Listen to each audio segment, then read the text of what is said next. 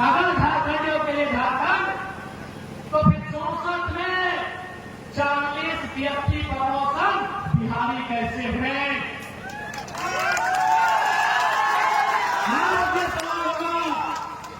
पहले सवाल होता था, पहले नारा गूंजता था, लड़ के लिया झारखंड, मर के लिया झारखंड, डट के लिया झारखंड।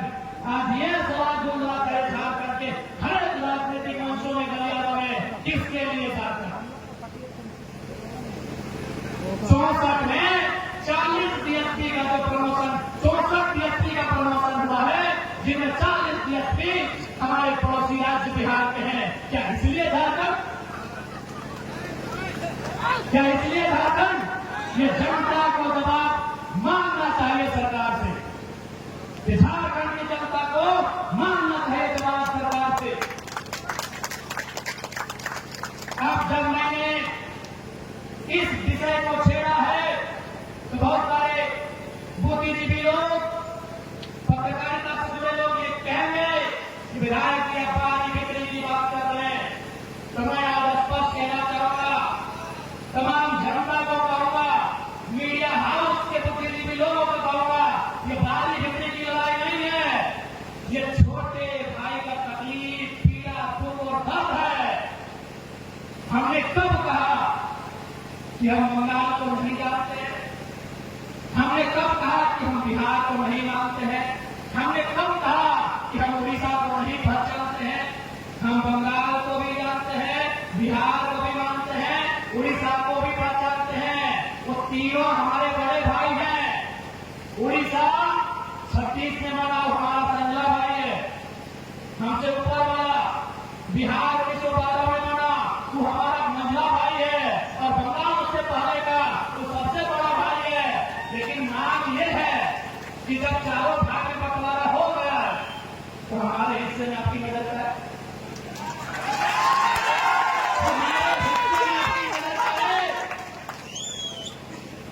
हमारे हिस्से में आपकी नजर का है। ये कौन सा बात देखती है भाई? बात वेस्ट बंगाल, पश्चिम बंगाल राज्य के पास 88,000 वर्ग किलोमीटर का जमीन है। आज बिहार के पास 94,000 वर्ग किलोमीटर का जमीन है। आज उड़ीसा के पास 1,55,000 वर्ग किलोमीटर का जमीन है। सबसे कम झारखंड के पास 79,000 वर्ग किलोमीटर का जमीन है। तो हमारी जमीन खाली रहे, पड़ती रहे, आपको क्या मतलब? आप अपनी जमीन में कद्दू लगाओ, झींगा लगाओ, गाजर लगाओ, मुरई लगाओ और पुदीना लगाओ, हमको क्या मतलब? हम लोग कहते हैं ना कि बारो बीघा में पुदीना बा।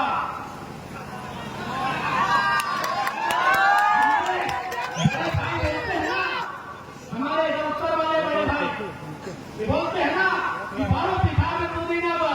मेरे बाबा को चटनी बना के खा पियो ना, हमारा कोयला वाले को क्या देगा? ये हमारा हिस्सा है। ये कौन सा बाहरी बिक्री है भाई? This is our part. ये हमारा हिस्सा है, हमारा हिस्सा है, झारखंड देता है। आप बताइए यहाँ कितने लोग बैठे हैं?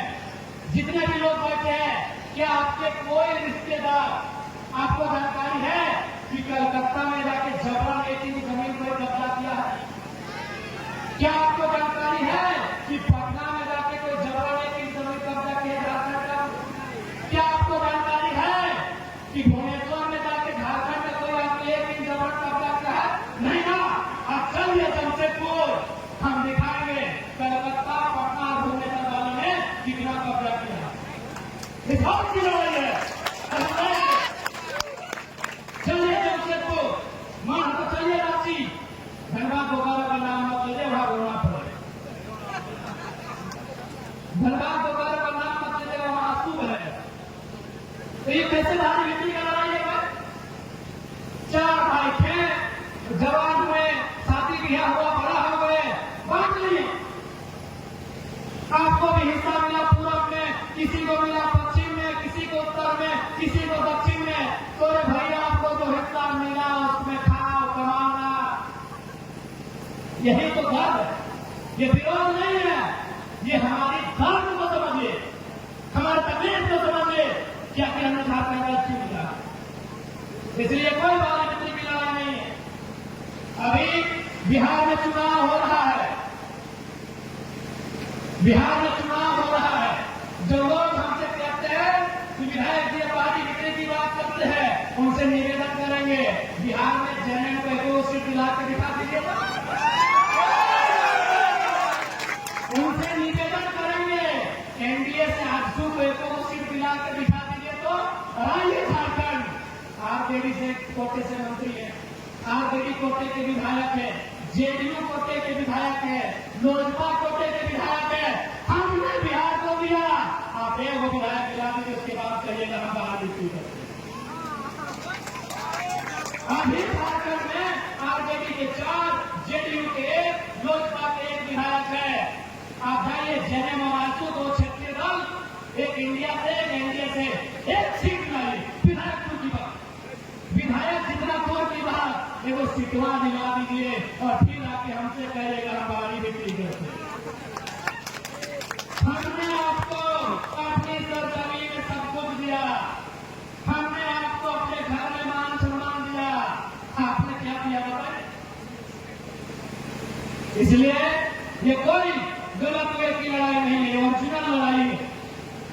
आपको मानना होगा क्योंकि मेरा घर बालासाहब के ठीक सामने है, नक्सलियों का गढ़ कहा जाता था। जैसे आपके कारण को सच्चाई यह भी है कि नक्सलियों के घर से, आम व्यक्ति से, आदिवासी गरीब किसान से ब्लॉक थाना में कोई एक रुपया घूस नहीं लेता था, ये भी सच्चाई है। लेकिन आज क्या हुआ, ये आपसे नहीं चुका है। आज बालू का लूट है, कोयला का लूट है, आज खनिज संपदा का लूट है। और यहाँ जिस प्रकार से भी शिकायतें मिली हैं कि ट्रांसपोर्टिंग में कई नौजवानों कई बच्चों का एक्सीडेंट में डेथ हो गया है, क्योंकि परिवहन मंत्री यहीं के है। मैं उन्हें संदेश देना चाहूंगा, कृपया इस मामले को संज्ञान लें कि जो अवैध रूप से ट्रांसपोर्टिंग हो रही है, जो लोगों की जान पे वो जोखिम में रख के सड़कों पे गाड़ियां बढ़ा रहे हैं, उनको आप नियंत्रण में रखते हैं। नहीं तो ये जनता सोचेगी कि मंत्री महोदय शायद इसमें आप कभी नहीं होगा।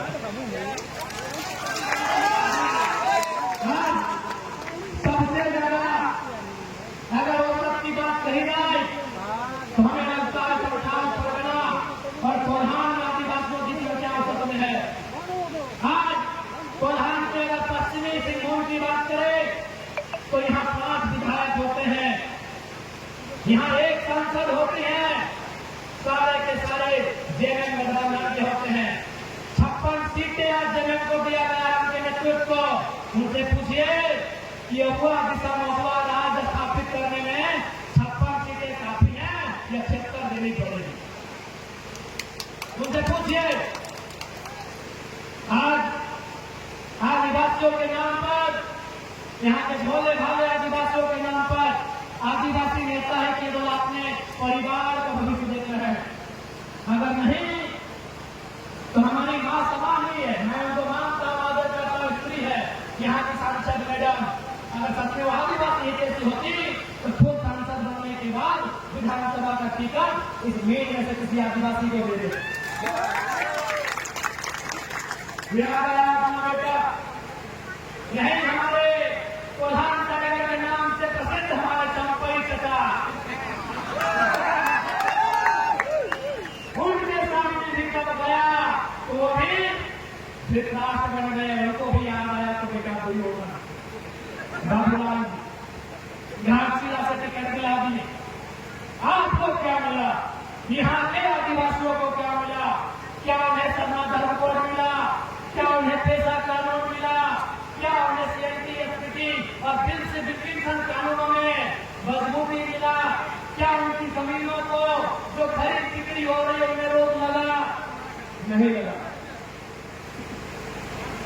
हर उस बात को छोड़िए, ये सरकार ये बोल के आई थी कि यदि हम सत्ता में आएंगे तो 1932 तथा अन्य कॉलोनों के साथ स्थानीय नीति बनाएंगे, एनडीए की 1985 की नीति को रद्द करेंगे। वहां भी मौन हो गई। इन्होंने कहा था कि जब हम सत्ता में आएंगे लैंड बैंक पे आदिवासी विरोधी कानून को निरस्त करेंगे। क्या इन्होंने किया? भारत में सरकार से मांग करता हूं कि स्थानीय नीति के साथ साथ एक अध्यादेश लाइए आगामी विधानसभा के सत्र में और लैंड बैंक को ध्वस्त करिए और जैसा उनका था रेतो जो तोड़ करते थे या ग्राम सभा उनके अधीन है, इस बात को सुनिश्चित करना चाहिए। हमारी लड़ाई जैसा अंग्रेजों के काल में थी, हमारी लड़ाई जैसा भारत बनने के बाद 1947 से लेकर झारखंड बनने तक आज भी हमारी दशा हो गई है। हमने अंग्रेजों से लड़ा था यानी ईस्ट इंडिया कंपनी से लड़ा था। आज अभी आपके सामने वही कंपनियां, बस उनका नाम बदल गया, किसी का नाम टाटा हो गया है, किसी का नाम बीसीसीएल हो गया है, किसी का नाम सीसीएल हो गया है, तो किसी का नाम कुछ और हो गया है। आदिवासियों को जिस मंसूबे के साथ अंग्रेजों के कालखंड में यहाँ के जमीन, यहाँ के जंगल, यहाँ का खनिज लूटा जाता था, आज भी वही दशा है। आज भी हमें हमारे घरों से खनन के नाम में बेघर किया जा रहा है। यदि आपको अब भी लगे हम झूठ बोल रहे हैं तो यही बगल में जादू घोड़ा चीख के इस बात की गवाही दे रहा है। आज भी आदिवासियों के साथ वही व्यवहार है। मैंने एक पुस्तक पढ़ा है, उस पुस्तक का नाम है सलाम बस्तर, अंग्रेजी में हेलो बस्तर। राहुल नामक राइटर ने लिखा है, वो हिंदी में भी है अंग्रेजी में भी है। उस पुस्तक में 20 में खंड बड़ी गहरी लाइन लिखी है। ये लोग आदिवासियों की जमीन को कोमल जमीन मानते हैं। ये पूंजीवादी सोच की सरकारें, ये साम्राज्यवादी सोच की सरकारें, ये महाजनी सोच की सरकारें, ये गांधी के विपरीत के सोच की सरकारें आदिवासी की जमीन को कोमल जमीन मानते हैं। इनका मानना है कि आदिवासी को जंगली होते हैं, इसलिए आज भी जादू घोड़ा का गलत उदाहरण है कि आज वो गांव पूरी तरह से चीख रहा है, तड़प रहा है, बिलख रहा है, रो रहा है, लेकिन किसी का ध्यान नहीं है कि उस गांव को, उस गांव के लोगों को वहां से विस्थापित किया। विकास का कोई विरोधी नहीं है, खनन का कोई विरोधी नहीं है, विस्थापन होना चाहिए। जमीन के बदले जमीन मिलना चाहिए। उस परिवारों को, उन गांव को वह सुविधा मिलनी चाहिए जो सुविधा उनके गांव में कभी थी। आपके सामने है जादू घोड़ा की कहानी। हमें तो एक वाक्य याद आया, जब विधानसभा में मैंने जादू घोड़ा के विषय को उठाया, एक मीडिया बंधुओं ने फोन किया, विधायक ने सचेत रहिएगा, कुछ लोग बात के पीछे लगेंगे। क्यों ना आपने जादू घोड़ा के मुद्दे को छोड़िया? मेरे भाई कोई बोल रहा है और हम इसको सुनने से डरेंगे? आपके सामने चीख रहा है जादू घोड़ा। जमीन हमारी, गांव हमारा, और आज यूरेनियम खनन के नाम पर उस गांव को, आसपास के गांव को बर्बाद कर दिया गया है। वहां की आधी महिलाएं मां नहीं बन सकती है, आधी महिलाएं। कोई अपंग पैदा हो रहा है, कोई आंख से, कोई कान से, कोई पांव से, कोई हाथ से बीमार होकर पैदा हो रहा है। ये स्थिति है जादू घोड़ा। इसलिए तो मैंने सवाल किया, क्यों झारखंड, किसके लिए झारखंड, क्यों ये बलगाम, क्यों ये सरकार, किस दिन के लिए झारखंड? लोग ये कहते हैं कि जादू घोड़ा का यूरेनियम परमाणु बम में काम आता है। जी नहीं, वह केवल और केवल ऊर्जा के लिए काम आता है।